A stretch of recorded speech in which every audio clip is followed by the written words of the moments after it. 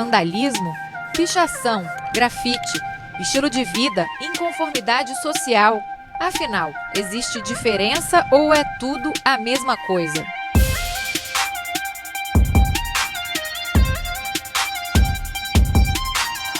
A arte urbana ainda divide opiniões, mas uma coisa é inegável: as cidades estão ficando cada vez mais coloridas. O fascínio pela tinta que sai do spray reúne artistas de todas as idades e estilos. Em comum, eles têm o desejo incansável de afirmar a liberdade de expressão. A rua é o ateliê dessa galera. A arte mais democrática do mundo, assim. Tá ali, na rua, tipo, tanto para uma pessoa de classe média alta ver, passando numa avenida de carro, ou para um morador de rua. A etimologia da palavra quer dizer riscar, né? Então seria o homem deixando a sua marca em sua passagem pela vida. É uma expressão humana. É uma espécie de cordel contemporâneo, no sentido de que ele tem uma narrativa do nosso tempo. O grafite pode até ganhar contornos e significados diferentes a partir do olhar de cada artista. Mas não é exagero afirmar que, historicamente, pintar as paredes fascina o homem. Milhares de anos atrás, elas já estavam lá, as pinturas rupestres. Era muito importante para eles aquela forma de comunicação. E nesse número de cenas, o que a gente pode observar é o dia a dia, né? O dia a dia do que eles faziam, né? A caça, como era importante, os rituais, né? Uma preciosidade grafológica que revela muito sobre o universo simbólico do homem pré-histórico. A gente pode encarar a pintura rupestre, a gravura rupestre, como uma manifestação relacionada ao sagrado. Há estudiosos que levantaram com bastante vivacidade, existe até uma corrente, em que estudiosos perceberam haver uma grande correlação entre essas assinalações encontradas nos abrigos e mapas estelares, mapas do cosmos. Então poderiam ser esses suportes, por exemplo, representações da visão mitológica e conhecimento dos astros que esses grupos possuíram no passado. Isso não está afastado. Eu acho que o que é muito importante é que há uma ação do ser humano de buscar, de certa forma, com a arte, com a manifestação da arte, por mais efêmero que seja o grafite, uma eternização. Ao longo da história do homem, sociedades não tão rudimentares quanto a pré-histórica continuaram usando as paredes e os muros como local preferido para manifestar suas ideias. Nos escombros da cidade italiana de Pompeia, soterrada pelo vulcão Vesúvio no ano de 79 d.C., já foram catalogados cerca de 10 mil grafites em muros, paredes de casas e tabernas. E foi assim que esses grafites acabaram revelando o erotismo que impulsionava aquela sociedade. A sociedade italiana é alvo de vários estudos sobre o grafite. A própria expressão grafite vem do plural de grafito, palavra italiana que indica os desenhos feitos com carvão ou com estilete, formando essas pequenas inscrições sulcadas nas paredes. O homem marcando o seu tempo através do material que ele tem à sua disposição. Seja o spray, seja a tinta, seja a faca, a ponta da faca, o carvão. Na Idade Média, a Santa Inquisição perseguia e castigava as bruxas cobrindo seus corpos com piche. Vem daí o termo pichação. Somente após a Segunda Guerra começaram a ser produzidos os primeiros materiais em aerosol. Com eles vieram as tintas e vernizes em spray, que permitiram mais rapidez e liberdade de movimento dos grafiteiros. Não pode esquecer que teve uma fase muito proibida, né? Então o spray, por ser rápido e ágil, serviu muito bem nessa fase, nessa época, né? Em 1968, Paris viveu a revolta dos estudantes contra os atos do então presidente Charles de Gaulle e a Cidade Luz vira um grande muro de manifestações.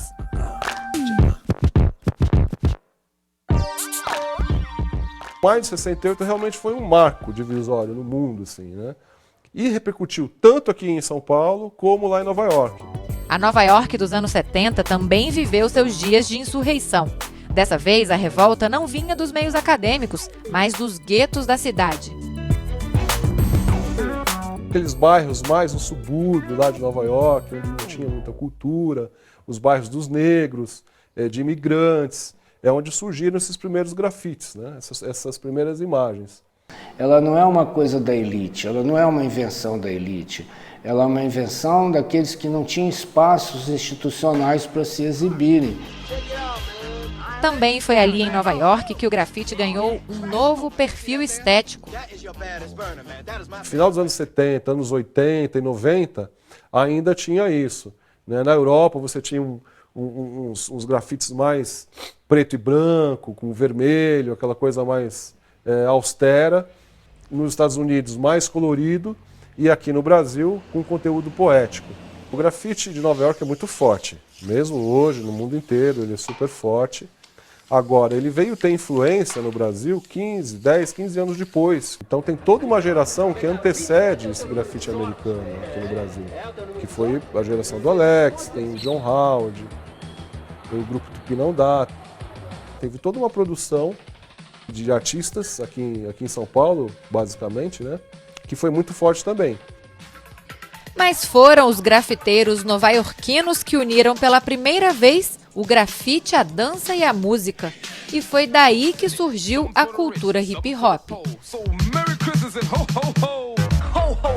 Essa cultura hip hop é uma cultura muito interessante, que é a cultura de massa mesmo, que são as camadas com poder aquisitivo menor da sociedade, que vivem, na maioria das vezes, à margem do sistema, se valeram dessa cultura para se expressar, né?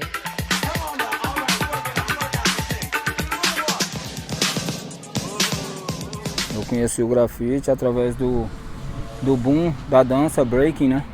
Nos anos 80, em 1984. Como eu já tinha uma aptidão para arte, aí eu comecei a fazer grafite, devido a ter visto nos filmes Beat Street e Breaking.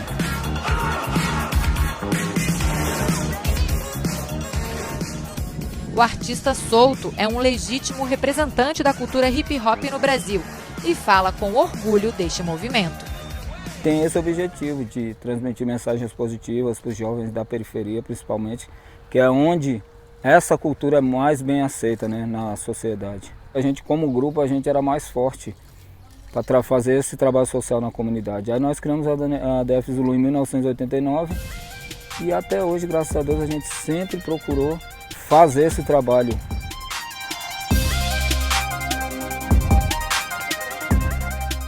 Ensinou a gente como viver, como é a família, como é andar junto. E a gente, com esse aprendizado, a gente se focou em várias áreas. Tem a galera que se focou na área de tatuagem, eu sou professor e coreógrafo, também trabalho com audiovisual, tem a galera do grafite. Enquanto no grafite é preciso investir em tintas e outros produtos, aqui não tem nenhum custo. Para dançar, basta subir no palco e se expressar. Mas é claro que o talento ajuda.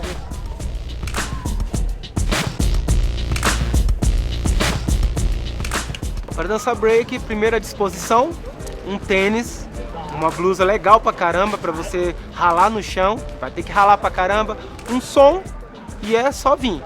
Que aqui a gente tá para ensinar, a gente tá para deixar você um dos melhores b-boys do mundo. Depois que vem essa coisa mais americanizada, né, que é esse estilo mais de letras e ligado ao hip hop, que aí já tem a ver com a chegada da MTV também no Brasil, né? E aí o cara tomou outro rumo, começou a enveredar para outros caminhos e a pluralidade de estilos, que é um aspecto muito interessante aqui no Brasil. Seguindo pelas ruas de Brasília, é possível ver em vários espaços públicos as marcas dessa cultura urbana.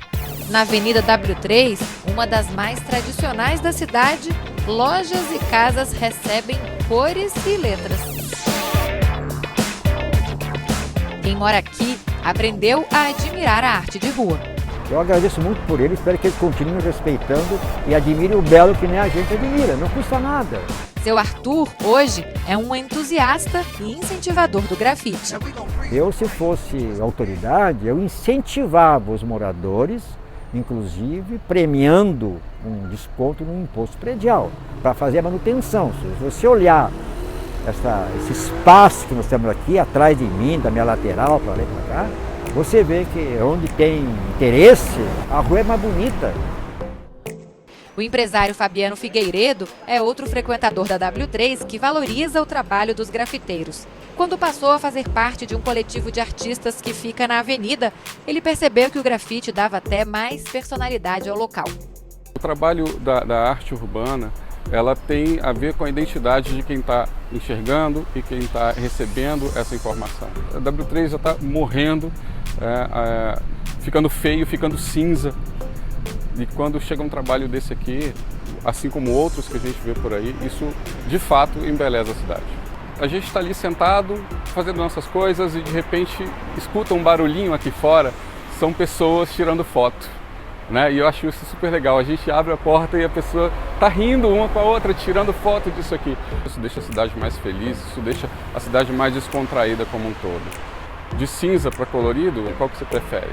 Eu prefiro colorido. Quanto mais houver trabalhos que agradem, que mudem querendo ou não, o cotidiano dessa pessoa, que ela passa por um muro que ele é invisível até então. A partir do momento que você pinta, ele passa a existir no cotidiano daquela pessoa, dentro do fluxo de vida assim, que ela tem, querendo ou não.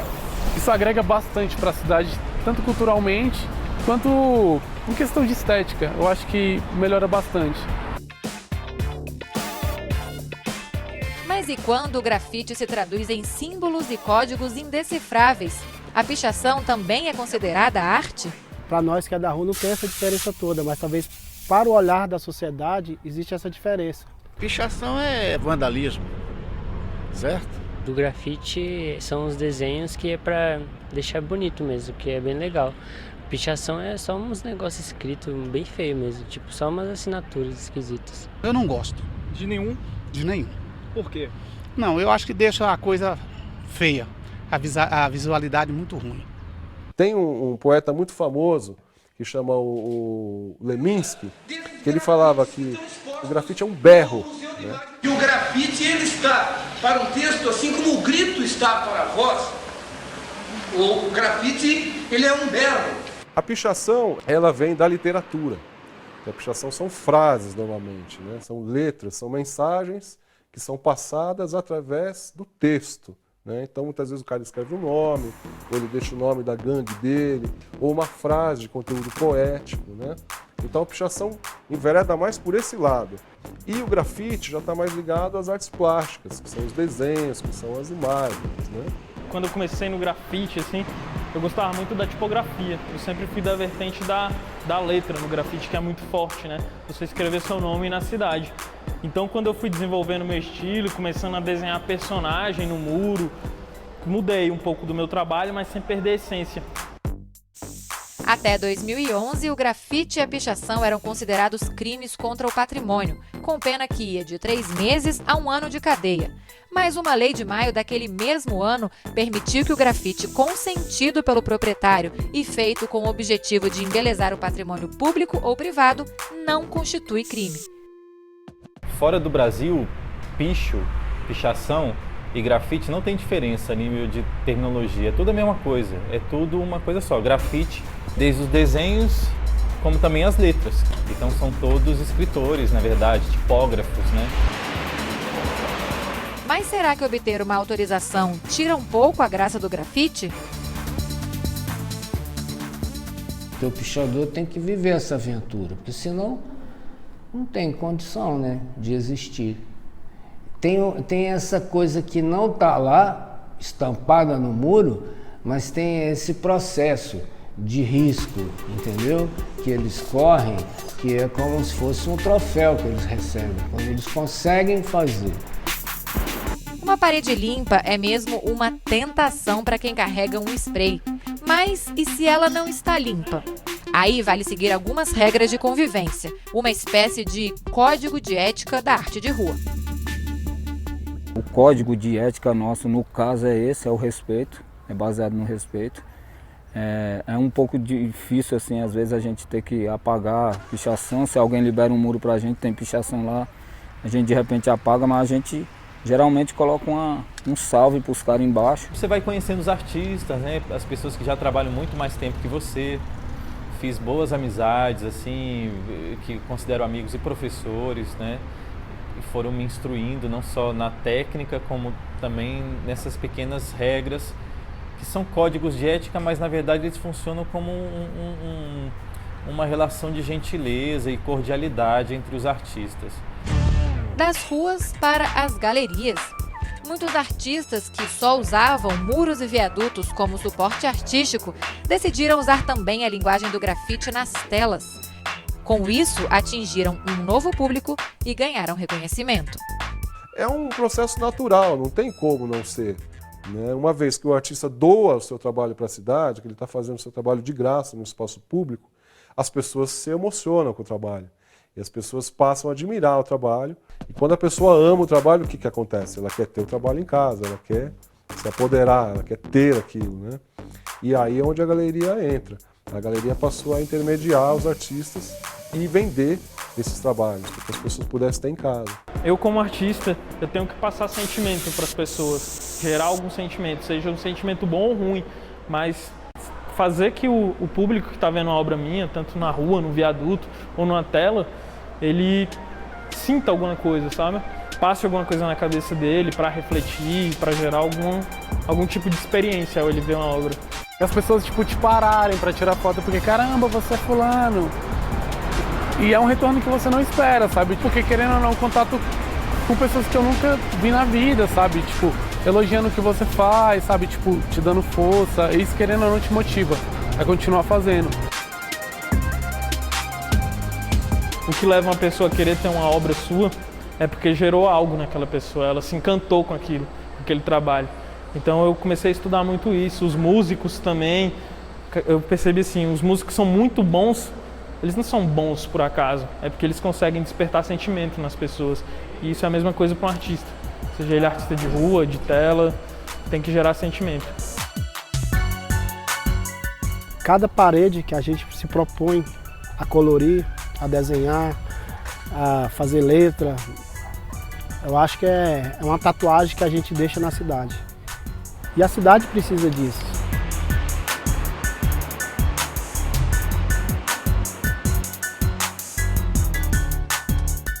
E no próximo bloco, as mulheres entram no universo do grafite e mostram talento, força e sensibilidade.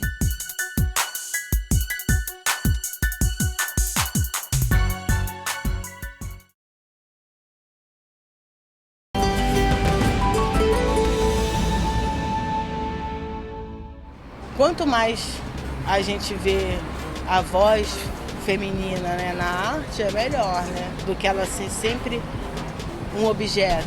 É melhor que ela seja o sujeito, né? E fale sobre a mulher a partir da perspectiva da própria mulher. Eu acho que esse negócio de ocupar o espaço público, que é o mais importante de ser mulher e estar no cenário da arte urbana, né? Tá aí o empoderamento, né? Você permitir que a mulher fale sobre ela mesma, sobre as questões do corpo feminino na cidade, como que a gente é oprimida, todas as mulheres são oprimidas nas cidades, nas grandes cidades.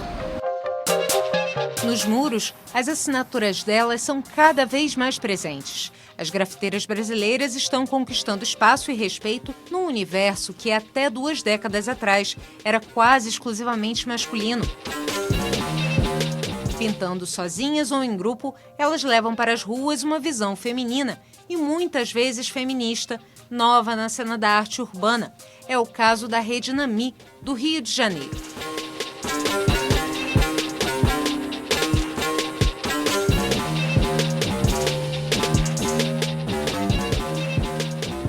A Rede Nami é uma rede feminista, uma ONG, que usa as artes urbanas para promover o direito das mulheres.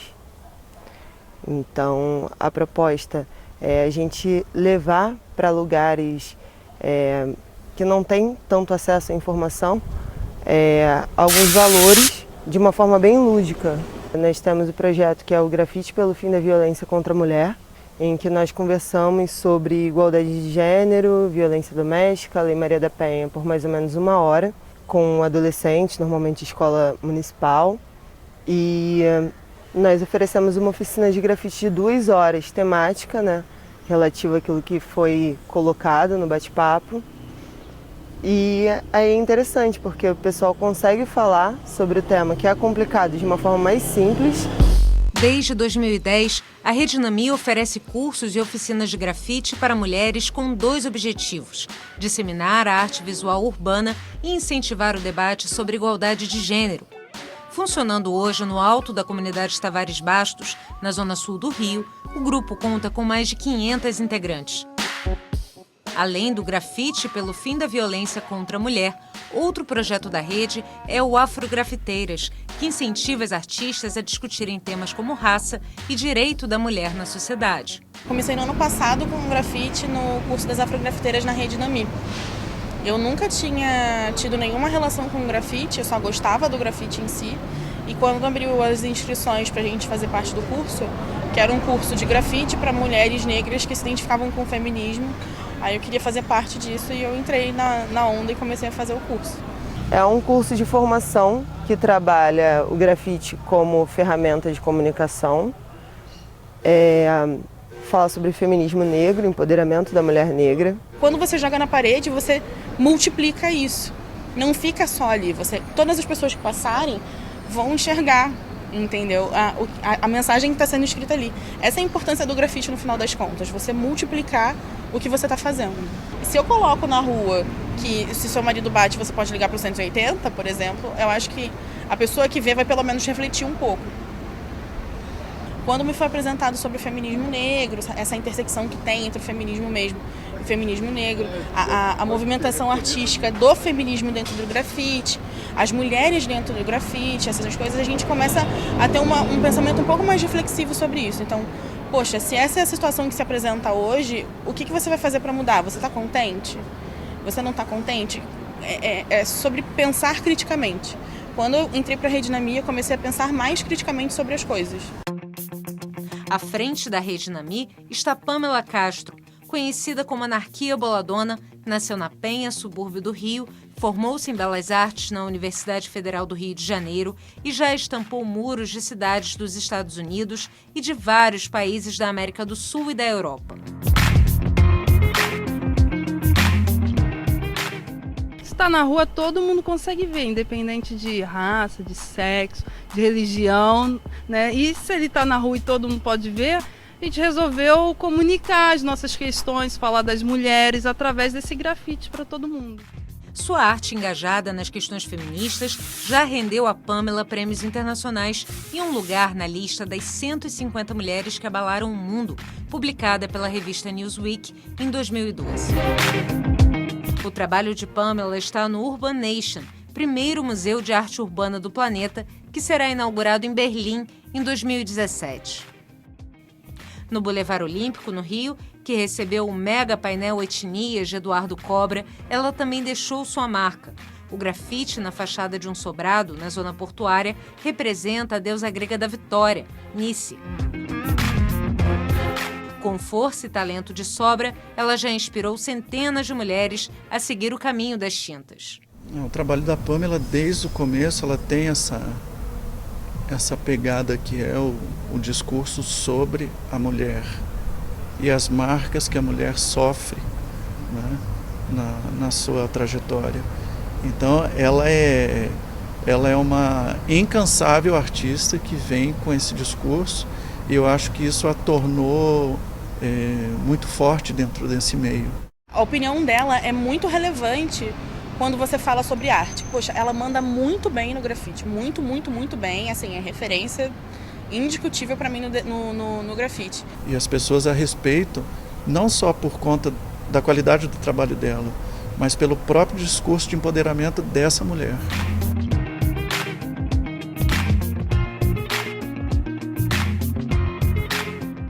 Tem vários exemplos de mulheres que são grafiteiras ao redor do mundo e que falam sobre empoderamento feminino. Tem a Lady Pink, tem a Pamela aqui no Brasil, tem 2 meninas que estão no Oriente Médio. Elas sempre usam a linguagem do desenho, essa linguagem mais lúdica, para poder questionar, poxa, por que a gente é sempre obrigado a usar burca? As duas corajosas grafiteiras são Shamsia Hassani e Malina Suliman. Elas desafiam a violência das ruas do Afeganistão para protestar mesmo em um cenário de conflito. Shamsia usa as fachadas de prédios abandonados, muitos deles atingidos por bombas, para imprimir cor e arte em meio à destruição. Em entrevista a uma rede de TV local, Shamsia conta que procura discutir o direito das mulheres por meio do grafite. چادری داره کار میکنم مگم با یک شکل مدرن کار میکنم میخوایم وار از حالت گذشته تکراری که داشتن بیرون بیارم یعنی شکلشون بسیار فرق داره در وقتی که کار میکنم شانه ها اندامشون بخی متفاوت است احساس خوب داشتم به خاطر که میتونستم آنچه که میخوایم در دیوار کار کنم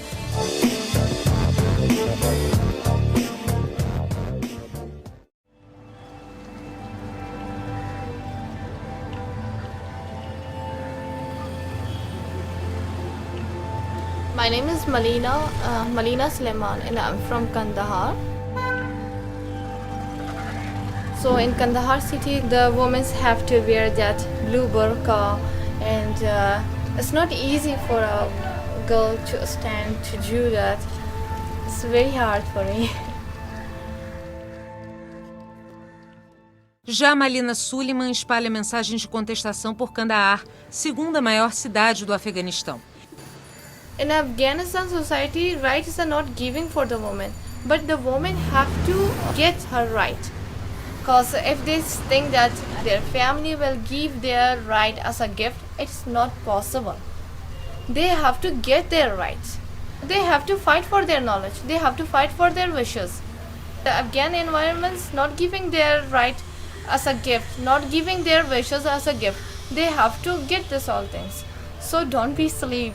They have to open their eyes and to try to get their rights. No Brasil, os problemas são diferentes, mas o preconceito e a discriminação também afetam o trabalho das grafiteiras.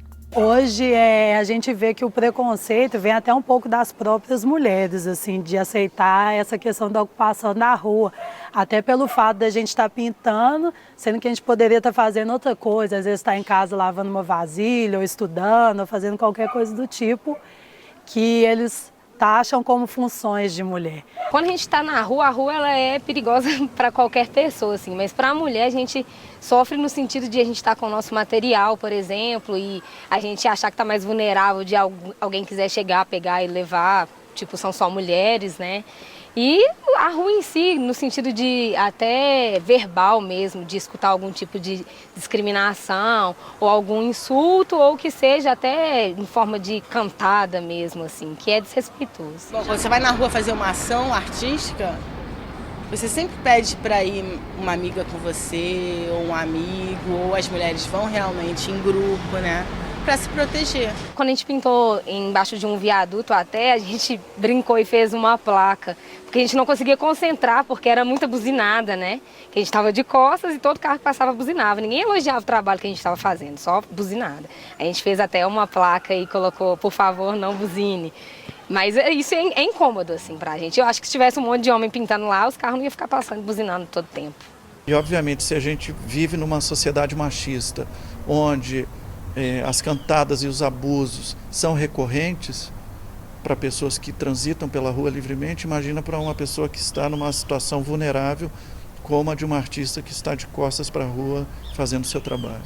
O que a gente acredita e prega muito é que é a nossa ação que vai fazer essa mudança, né? Então a gente precisa de mostrar que a gente tem a mesma capacidade que os garotos de fazer essa arte e é isso que vai fazer essa diferença para esse reconhecimento.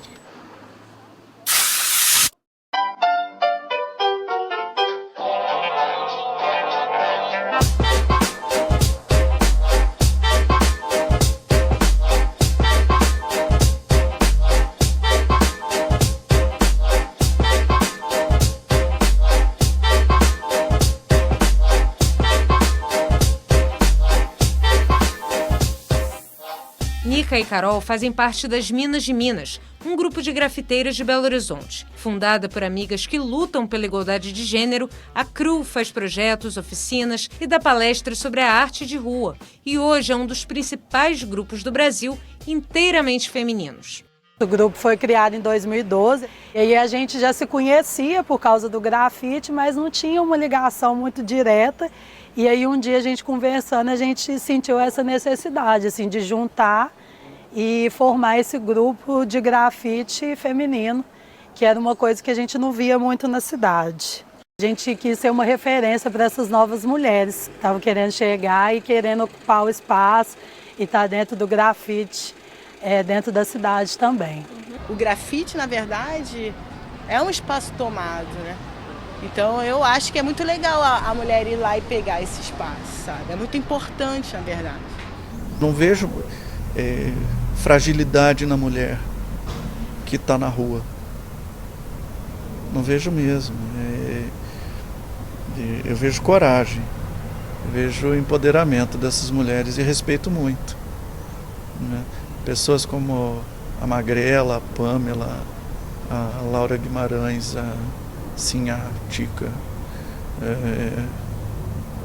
Juliana Fierro, todas essas, né? Elas merecem respeito e eu acho que elas são exemplo para outras que estão vindo e estão aprendendo com elas e estão aprendendo inclusive a imporem o próprio respeito, né? Eu acho que a se impor dentro dessa sociedade machista, preconceituosa, sexista, eu acho que o grafite é uma grande arma de transformação nesse sentido. Não são poucas as grafiteiras que conseguem usar a arte para retratar a condição da mulher na sociedade. No Rio, a Nanda na Rua usa cores vibrantes e uma mistura de composições para criar grandes painéis coloridos. Em uma série de trabalhos, reverenciou personalidades que marcaram as décadas de 60 e 70, como as cantoras Nina Simone e Clara Nunes. Eu quis enaltecer mostrando figuras, mulheres fortes, independentes, atuantes de alguma forma na sua vida, ou seja em política, seja em música, de alguma forma ela se destaque e passar a mensagem, uma imagem positiva. Não quero uma imagem coitadinha ou uma imagem assim, florzinha. Eu posso colocar flor, mas tem que ter impacto, tem que ter forte, tem que ter força, tem que ter vibrância, tem que ter tropicalidade. Posso ser delicada, mas ao mesmo tempo posso ser poderosa. E eu fiz muito isso com a mulher negra, porque além dela sofrer todo o preconceito por fato de ser mulher, ela também sofre o racismo. Dentro do campo do grafite, a gente sempre espera que vai ser uma coisa que vai ser forte, vai contestar e tá. E eu acho que é isso que é muito lindo no grafite feminino, né, feito pelas mulheres. Uns são muito fortes, mas é muito legal quando a força tá na suavidade, né? O grafite simplesmente tem o poder de tocar as comunidades, tocar a sociedade. Porque tá ali, tá todo mundo vendo, todo mundo passa. Em vez de uma ou duas pessoas entrarem na galeria e observar o que você faz, simplesmente a sociedade inteira vai ver. A forma como o corpo feminino é retratado pelas mãos de uma mulher chama a atenção. Acho que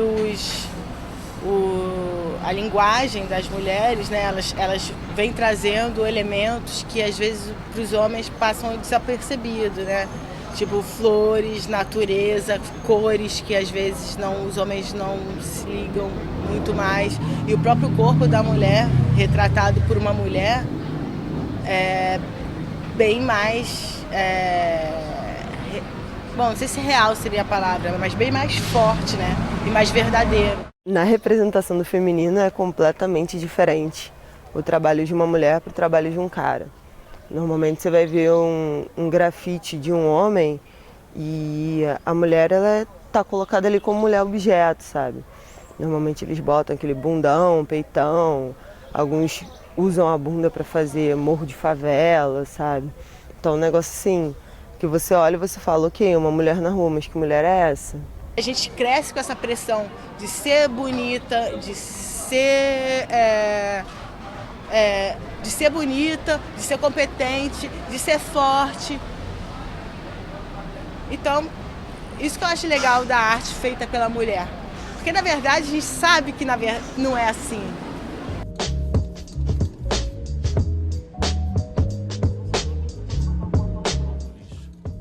Eu acho que a mulher sofre preconceito na sociedade de uma maneira em geral, ponto. No grafite não poderia ser diferente. Eu acredito que a mulher ganha força sim no grafite. Quando eu vejo uma mulher na rua grafitando,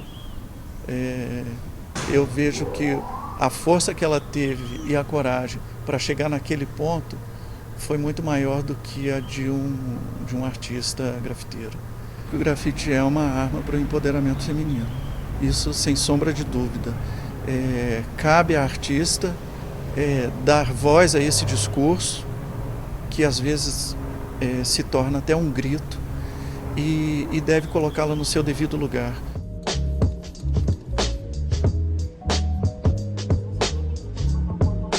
A nossa luta é para emancipar todas as mulheres da forma mais ampla possível.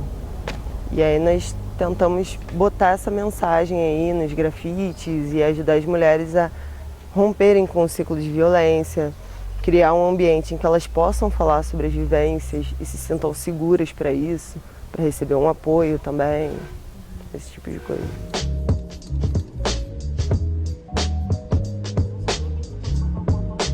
O grafite tem o poder de ser um agente na mudança da sociedade, sim, mas tem muita coisa que a gente precisa mudar junto.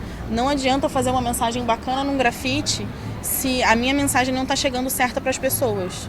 E se ela não está chegando para as pessoas certas. No próximo bloco, como o grafite incorpora tecnologia e utiliza novos materiais.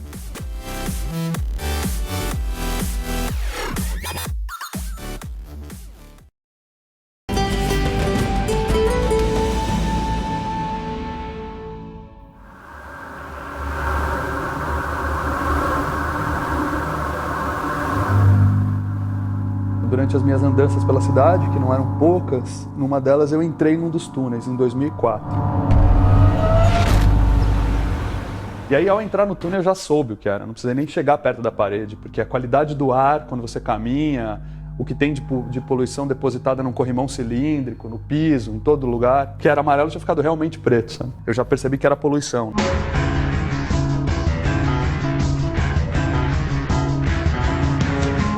Alexandre Orion trocou a tinta de spray pela fuligem.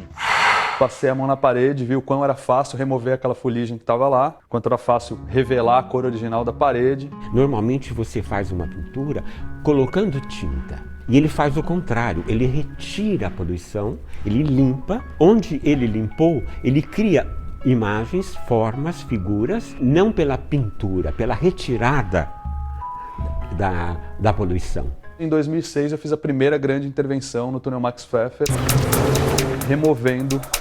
fazendo uma limpeza seletiva, né? E desenhando esses milhares de crânios ao longo de vários 300 metros de túnel. E o que as caveirinhas de Orion querem dizer? Ele fala do crime ambiental, né? Do crime do conforto, que é o carro, dessa mecânica da cidade que tem a ver com a lógica automobilística. Fala do descaso do poder público na manutenção da cidade, porque os túneis não eram limpos. Mas fala do crime ambiental, né? Enfim, dessa poluição. Mas fala também do crime da técnica do grafite.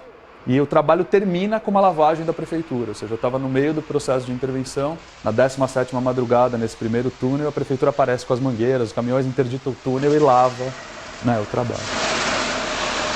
O artista precisa estar muito sintonizado para ver aquilo que todo mundo passa todo dia, e que é a poluição dos túneis, né, automobilísticos de São Paulo, e ele, o que era degradação, ele utiliza como uma forma de expressão. Toda a fuligem que eu recolhi dos túneis, nos panos, eu coletei, guardei nos mesmos baldes que eu levava os panos limpos, eu pegava os panos sujos, e eu fiz uma técnica que eu chamo de poluição sobre tela ou poluição sobre muro. Então tem vários murais que eu pintei usando essa mesma fuligem, que é uma coisa que me interessa muito, assim. é uma forma de vivenciar, uma forma até de trazer o grafite para a contemporaneidade. Se ele tivesse parado, continuasse utilizando os mesmos meios, as mesmas técnicas dos pioneiros, o grafite teria morrido, ele já estaria superado. Nas ruas e também nas galerias. Eu não me defino como um grafiteiro, mas eu posso ser um grafiteiro. Eu prefiro não me definir, entende? Tem ideia de quantos muros você já pintou usando a poluição? Cara, eu pintei...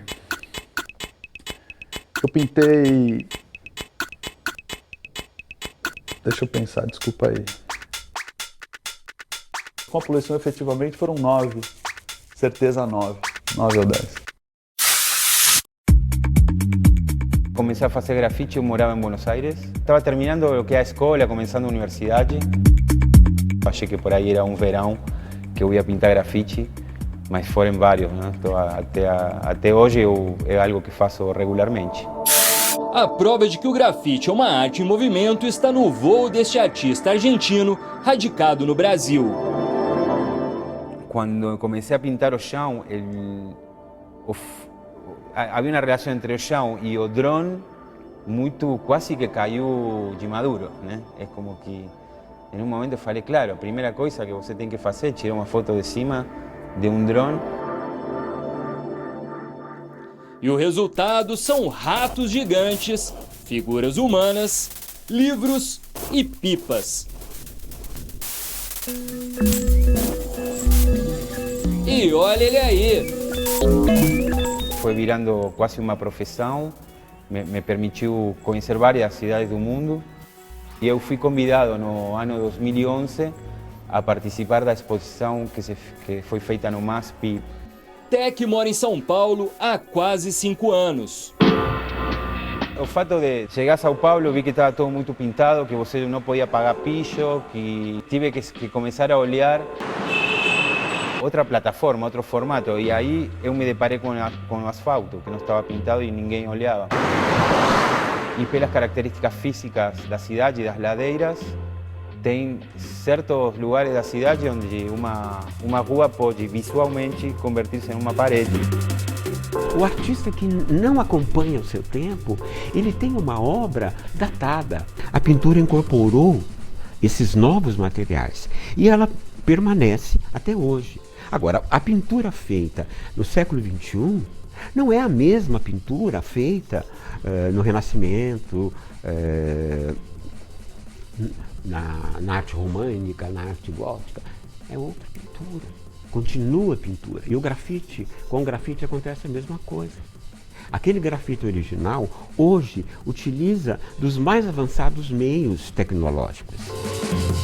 Nascido na Etiópia, o artista Alex Valauri veio para São Paulo em meados da década de 60.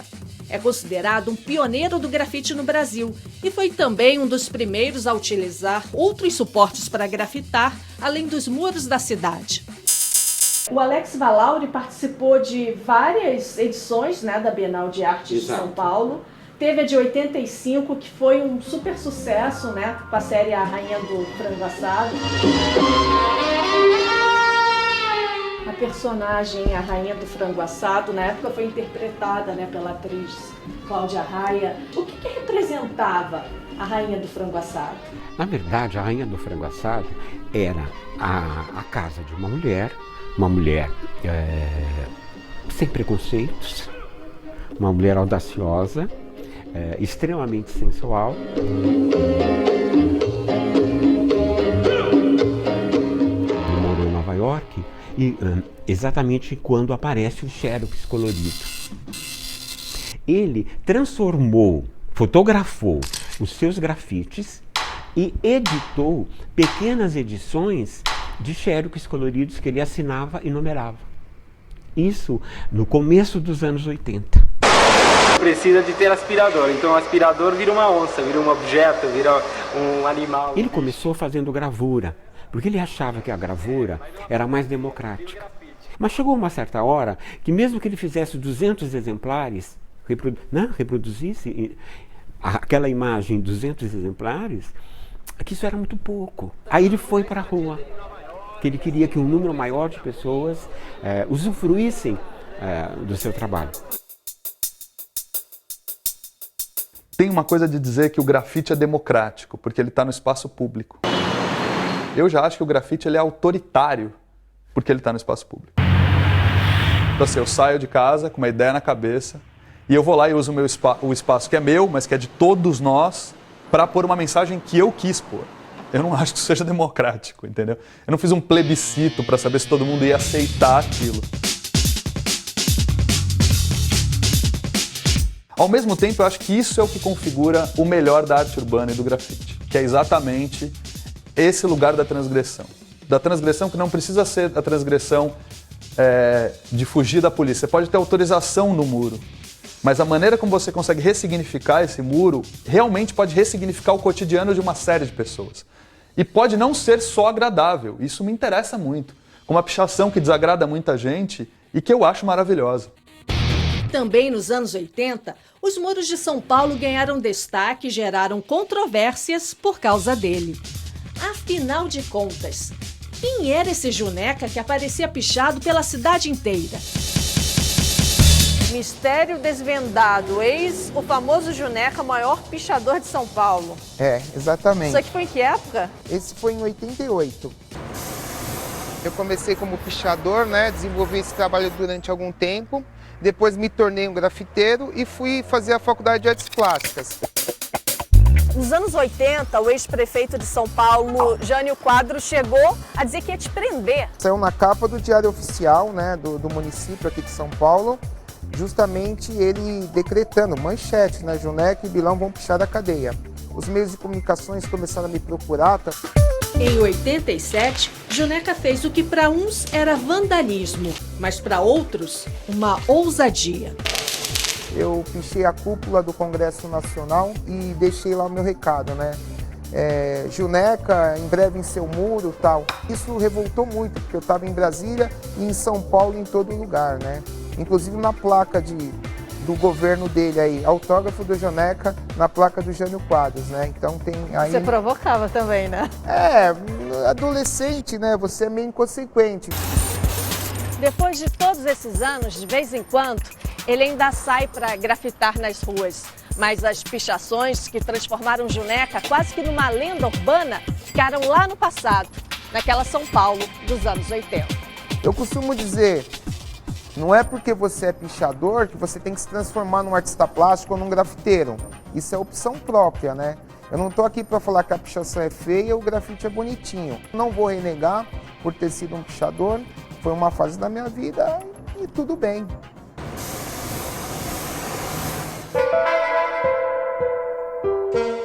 Feito com poluição, esse mural do Alexandre Orion tem 15 metros de altura por 32 de largura. O grafite foi feito no Céu Navegantes, que é um centro de educação que fica no bairro Grajaú, na zona sul de São Paulo. Como é dentro do céu e é próximo das escolas, eu não queria fazer uma coisa que fosse extremamente agressiva. Então eu usei uma imagem de uma criança, que é uma referência à minha filha, mexendo nas casinhas como se ela estivesse brincando de Lego, só que ela está realmente destruindo as casinhas. Ela está tirando as casinhas do lugar e você percebe que as casas que ela está mexendo estão sendo destruídas. Eu fiz essa provocação sutil, que é o fato de que as casas não estão, sabe, inteiras, ela não está brincando.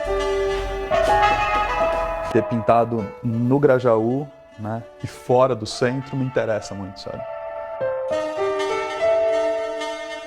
Eu vinha trabalhando muito no chão, aqui no centro de São Paulo, Perdizes e outros bairros mais cêntricos, até que um dia veio um amigo meu, me acompanhou e me falou, cara, você tem que conhecer meu bairro. E você mora onde? Em Diadema. Na real, eu terminei trabalhando em Americanópolis, que é grudado de Diadema, mas já é prefeitura de São Paulo.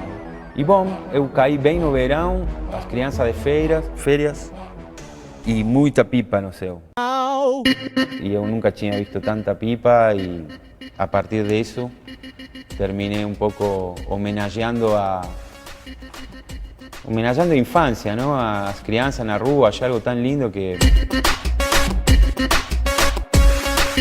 Eu tinha escutado que Diadema era perigoso e eu vi muito mais criança na rua em Diadema que que em Higienópolis. Eu considero São Paulo uma galeria céu aberto, não só pela arte do grafite, sino por tudo o que tem na rua. Acho que não tem nada a ver. Acho que galeria é galeria, céu aberto é céu aberto, sabe? A ideia da galeria é o cubo branco, sabe? Ela é o espaço vazio de significado. Porque as cidades, não só São Paulo, mas qualquer cidade, ela é carregadíssima de significado.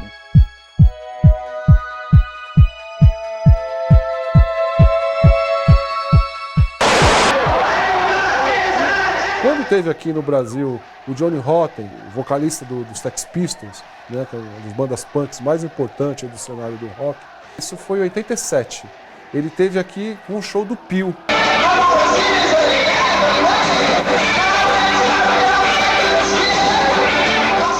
E ele se encantou. Quando ele passou ali no buraco da Paulista, que ele viu os grafites aqui de São Paulo, ele ficou louco. Eu tenho certeza que se o Alex Valaud estivesse vivo hoje, ele também estaria utilizando esses materiais tecnológicos.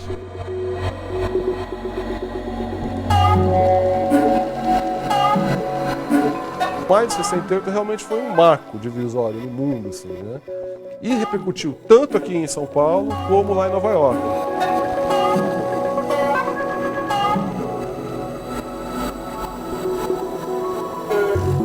Eu vou fazer um trampo só com um filtro, só com bituca mesmo, sabe? Como se estivesse pagando uma do lado da outra.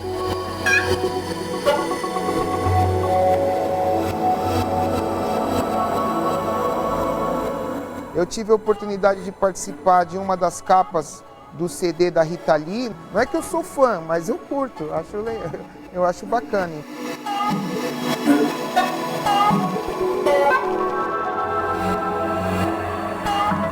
Se olhar esse espaço que nós temos aqui, atrás de mim, da minha lateral, para lá e para cá, você vê que onde tem interesse, a rua é mais bonita.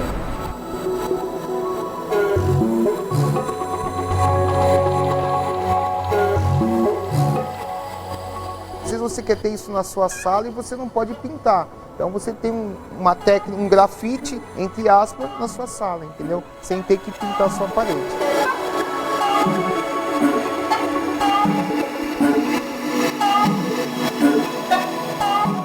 E o grafite já está mais ligado às artes plásticas, que são os desenhos, que são as imagens.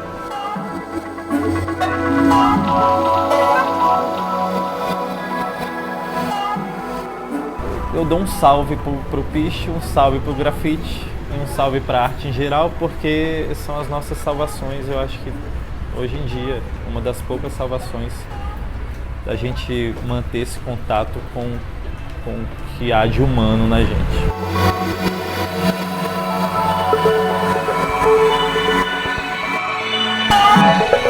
Vai havendo um processo de legitimação dessas expressões populares, porque o grafite é uma arte popular contemporânea.